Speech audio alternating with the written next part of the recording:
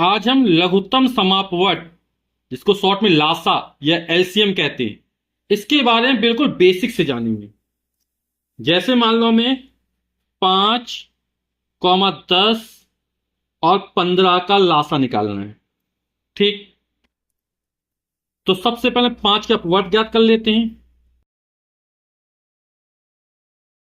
तो 5 के अपवर्त क्या हो जाएंगे? 5 सबसे छोटा अपवर्त, फिर 5 दूनी 10, 5 तिया 15, 5 चौक 20, 5 25, 5 छक्का 30, 5 सत्ते 35, 5 अट्ठे 40, 5 नाम 45, 50, 55, 60, 65, इसी तरह आगे भी निकल आएंगे।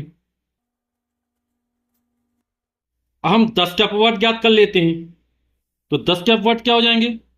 10, 10 दूनी 20, 30, 40, 50, 60, 70, 80, 90, 100, 180, इसी तरह। ठीक है ना?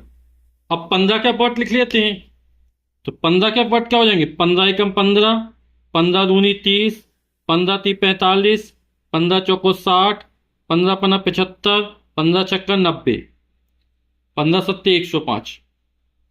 अब इसका नाम क्या है? लघुत्तम समाप अपवर्त, यानी समान अपवर्त। तो इनमें समान अपवर्त ज्ञात कर लेते हैं। देखो यहां 10 है, यहां 10 है, तो यहां 10 नहीं है ना? यहां देखेंगे 20 है, यहां 20 है, तो यहां 20 नहीं है। यहां पर 30 है, यहां पर भी 30 है, और यहां पर भी 30 है। तो 30 तीनों में समान है, 30 हो जाएगा। इसी तरह यहां पर 60 है, यहां पर भी 60 है, और यहां पर भी 60 है, तो 60 हो जाएगा, जो तीनों में समान है। यहां पर 90 है, यहां पर 90 है, यहां पर 90 है, तो यहां 90 हो जाएगा। तो ये तीन अपवर्त कैसे समान निकले? समान अपवर्त है। अब हमें क्या चाहिए? लघुत्तम चाहिए।